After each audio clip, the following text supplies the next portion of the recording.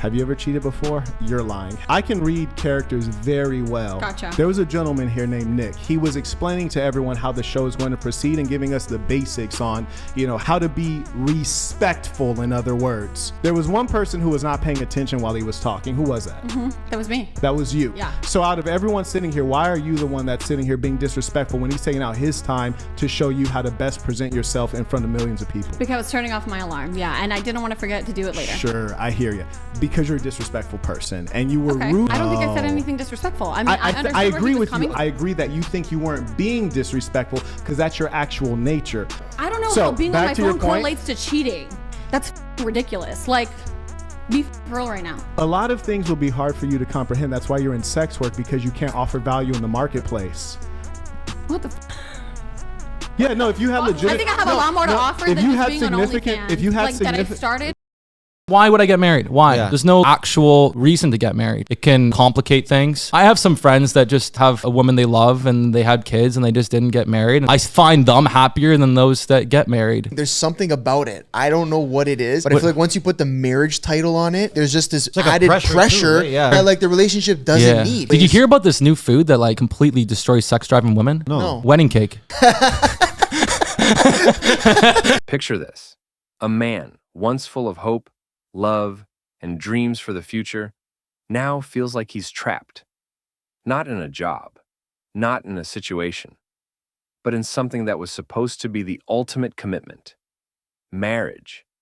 And what was meant to be a partnership of love and growth, it feels more like a prison sentence.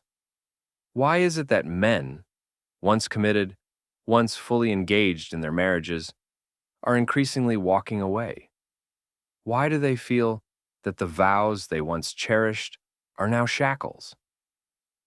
In this video, we're uncovering the harsh truth that many men are realizing. Marriage as it stands today feels like a prison. And the even scarier part? Some men are happy to walk away. But why? The illusion of marriage. When most men get married, they do so with a sense of hope and optimism. They believe in the fairy tale, love, commitment, and mutual growth. But somewhere along the way, the dream fades into a routine. What was once exciting and full of possibilities becomes predictable. But what's the real issue here? Sure, we've all heard the jokes, but deep down, for many men, it's not funny anymore. The idea of marriage becomes this unrelenting cycle of responsibility. They feel like they're constantly working to fulfill roles: husband, provider, protector, but with little room to be themselves. Marriage begins to feel more like an expectation than a partnership. And what happens when you've invested your time, energy, and emotions into something, but it feels more like a weight than a bond? You start questioning if it's worth it. The pressure of expectations. Then comes the crushing weight of expectations. For many men, marriage isn't just about love.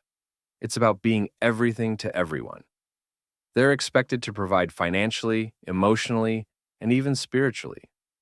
They're asked to be the pillar of strength, the rock on which everything stands. But who's there to support them? Sounds familiar, doesn't it? The idea of marriage as an equal partnership often gets lost in the shuffle of roles and obligations. Men feel trapped under the pressure. They begin to wonder, am I doing this for her? Or am I just going through the motions, trying to meet an impossible standard that no one can live up to? The truth is, when men feel like they're just performing a role, marriage can begin to feel suffocating, like a prison sentence without parole. The turning point. But here's where it gets interesting. The moment when a man realizes that he no longer wants to be shackled by the expectations of a marriage that isn't fulfilling him, he begins to see the possibility of freedom. He starts to ask himself, what if there's more to life than just this? It's not about giving up. It's about reclaiming his sense of self, his joy, his freedom. But here's the question. Is it too late? Can a man truly break free from the chains of marriage? Or will he regret it forever? The emotional escape. More and more men are choosing to walk away from marriages that no longer serve them. They're realizing that they've been living for someone else, and in the process, they've lost themselves. But this isn't about running away. It's about a deeper understanding of their needs. Is it funny? Sure. But the truth? Many men are starting to see that their happiness and peace of mind are more important than maintaining an image of a perfect marriage. The emotional toll of staying in a marriage that feels like a prison can be unbearable. Men are realizing that true happiness doesn't come from fulfilling the endless expectations of others. It comes from being true to themselves. And sometimes that means making the hardest decision of all, walking away. The man doesn't see or feel the need to step up and be better because he starts to believe you ain't going nowhere. He starts to believe that regardless of what he does, you're going to stick around. And this becomes especially true when he's already messed up many times or he's done inappropriate things and you keep taking him back. He has no reason to think that now you're going to just up and one day walk away, which is why you'll see these situations where the woman finally gets fed up, finally says enough is enough, and the dude is shocked. He's like, I can't believe it. To the point where he's mad at her. And you would think as a woman, you're like, how could you not expect for me to at some point get sick and tired of this and leave you? But to him, it was like, you ain't leave all those other times. Cliffhanger. The future of marriage. So what happens after they leave? Is there life after divorce? Can men really find peace and happiness outside of marriage? Stay tuned, because the real story of personal growth and transformation begins here.